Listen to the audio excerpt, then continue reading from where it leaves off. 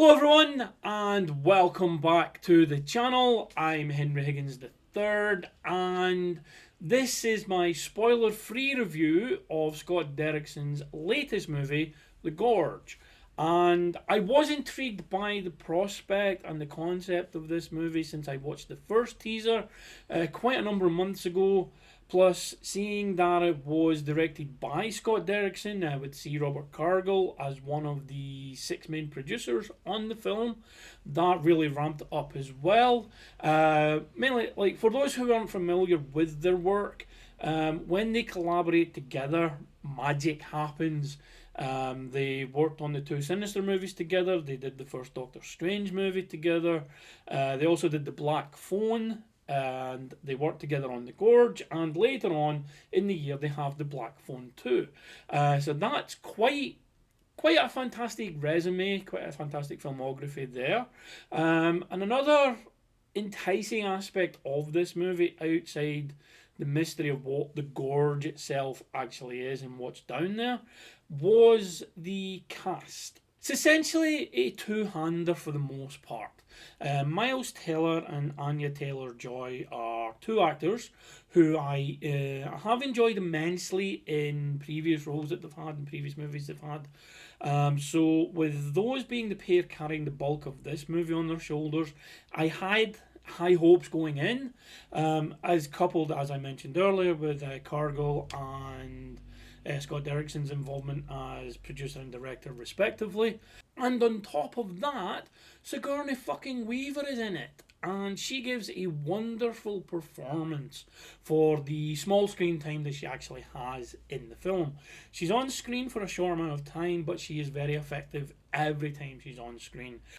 I watched the movie last night, but I wanted to sleep on it before filming this review, to let it marinate for a bit before giving my thoughts on the film. Now that I've done that, allow me to confirm that The Gorge is a must-watch movie. It's not a perfect movie, but no movie really is perfect. But for what The Gorge sets out to do, it nails pretty much everything it hopes to accomplish. Sure, there are cliches and there are predictable elements to the movie, but predictable does not mean bad. And I'd rather a narrative go down a known route than throw in an illogical twist for the sake of swerving the audience. With that said though, the film does actually do a great job of subverting some of those expectations. And the writing of Zach Dean, coupled with the direction of Derrickson, throws up a few unexpected genre shifts. And shifts that never feel forced, they never feel jarring.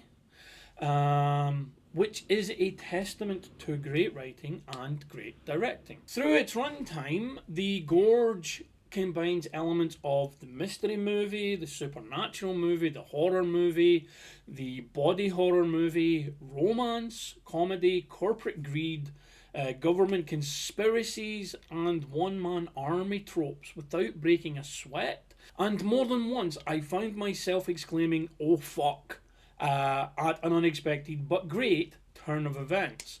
The action sequences are immensely done. The creature effects are astoundingly good too. Trust me, you'll never look at spiders the same way again. I can guarantee you that. Shit, there's even a picture-perfect sequence that is absolutely, for a gamer like myself, and if you're a gamer you'll get this when you watch the movie, it's absolutely a Resident Evil or a Dead Space boss fight. Complete with, well, no spoilers, remember? It does have to be said that there are elements of the narrative that do fall apart under scrutiny, such as, and obviously a big glaring one, is if this gorge is so dangerous and so important, why do they only have one person on either side to maintain and protect it? But movie logic needs to be applied, and so long as the story sticks to its own internal logic, you can overlook certain narrative choices as a service to the overall story being relayed through the screen. The 2-hour runtime flies by. It's helped immensely by snappy editing, which gives us enough to know what's going on when we are, where we are, etc., without dragging scenes too long where they start to get either repetitive, monotonous, sometimes even just superfluous to what's going on with the story. The special effects are great, and there's a lot of CGI for the creature effects, but I have to imagine there's definitely some practical stuff in there as well. The actual gunfight scenes are wonderfully done. The dialogue's really sharp. The acting is on point. The dichotomy of the two characters played by Miles Teller and Anya Taylor-Joy, he's rather reticent, he's rather stunted, not stunted emotionally, he's rather reserved, whereas she's a lot more overt and seems more to have fun, especially during like the first third of the movie, which is really just setting up these two characters. It's very much a character driven piece for the first act, and all involved should take a bow at delivering such a fantastic movie. It's available on Apple TV. I heartily recommend you check it out. Tell your friends and family to check it out, and use word of mouth to make The Gorge a streaming success. So how does The Gorge do on the third scale of excellence? That is a question I'm glad you asked. And for me, having watched the movie, having sat on the movie overnight, The Gorge gets 4.25 stars out of 5. It's definitely a really good movie.